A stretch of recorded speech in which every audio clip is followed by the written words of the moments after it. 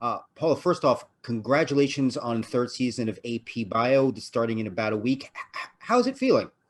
Oh my God, we're so excited. We've had such a roller coaster of not sure if we were going to have a third season. And then we found a home at Peacock, which was very close to home at NBC. So we just are thrilled that we're able to keep doing these characters. I mean, selfishly, we all love each other so much. It's really nauseating. We just got very sad when we were like, well, wait, we don't get to hang out all day and do this the sane world in the school.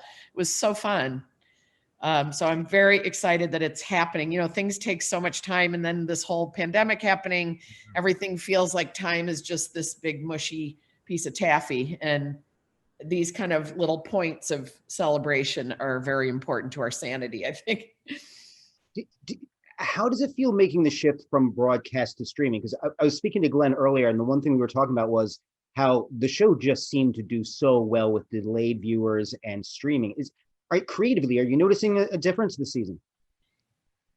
I think a lot of the differences this year are just a sort of natural development of a really good, special, weird show that's finding new ways to tell you more stories about each individual character, and for it to become a little more edgy, but it's still keeping its identity. I didn't feel a big jump. I feel like sometimes when people leave the network and they go to a streaming where it feels this abrupt change of like, well, now we're, everyone take their boobs out. It's all going to be filthy, which I offered, but, no one was taking it too much. So I had to put it on other shows. But I'm always offering it. But I feel like it still has remained. I think that's why it had such an identity with streaming, and the way they were kind of surprised at that of like, wow, there are a lot of people streaming the show and other sources, because it just has that feeling anyway. It's kind of an indie, weird, eccentric, amazing, weird show, and so well written.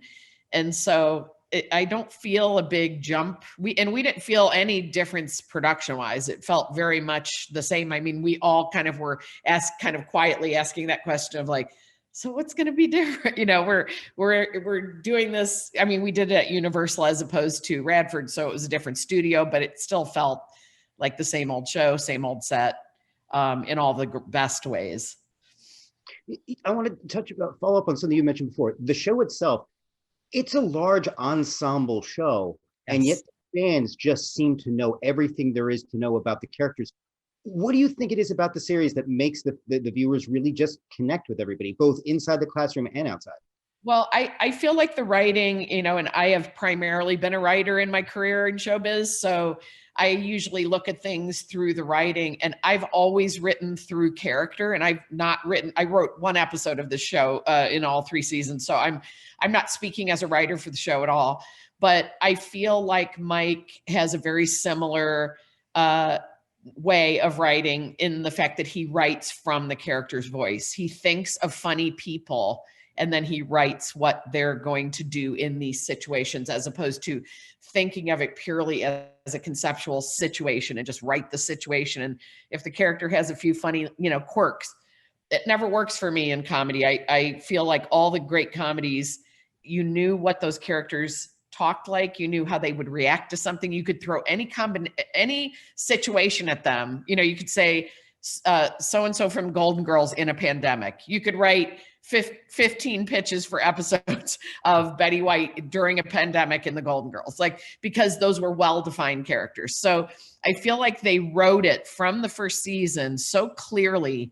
Each of those students, even though some of those students the first season, they didn't have that many lines, but they physically and verbally were so well defined that now in the third season that they're blowing out these episodes that have more of a or B story about individual students.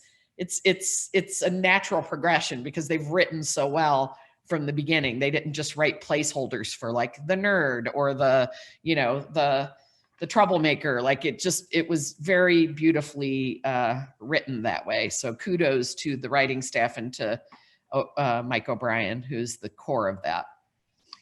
Paula, thank you for your time today. Again, congratulations on the new season. Also, I want to slide in, congratulations on Mapleworth Murders too. Thank Just you. a big fan of it. Just Thank fantastic. you. Really Thank you is. so much. Thank Really you. appreciate it. So appreciate it.